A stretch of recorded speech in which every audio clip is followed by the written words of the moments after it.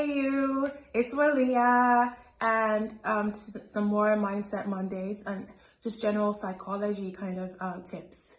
Are you still guilty of, like, when people speak, waiting to say your response? Are you guilty of not listening to people? Because that is how to be a better friend. That's how to be better at people management and interpersonal relationships. Are you actually interested in the person? People, to be interesting, you have to be interested. A lot of people, they're trying to prove something, or they're waiting to respond. But no, just relax, empty out your brain and listen to the other party, connect with them truly. And even when you respond, try to check yourself to see if you're projecting your own trauma, your own view of the world on the person. Because my judgment, or my definition of what a friend is basically somebody who is outside of your body but has your best interest in mind.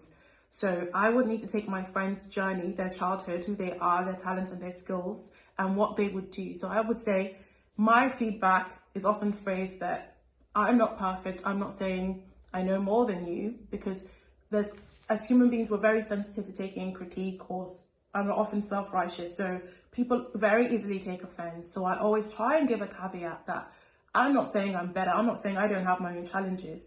And when somebody's telling you how they feel, with mental health at an all-time high, we need to understand that it's the person has taken a risk, and it's a very brave thing. Or rather, it could also be a compliment that they find us to be a safe space where they can try to be themselves and admit some frustrations they have.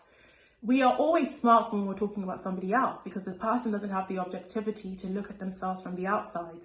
So even the least smart person in the world can decide to be a bit arsey and patronizing to somebody else, because they're on the outside. So you're slightly more objective and slightly smarter for it when you are not that person. So even though the person might know a lot and be well accomplished and so many things, because it's their own problem, there's that handicap of having never met themselves before. It's quite difficult to be self-aware and reasonably objective where we're concerned. So we have to tread quite carefully. So I would say, if I were you, based on your life preferences and how you manage your life, this is probably what I would do.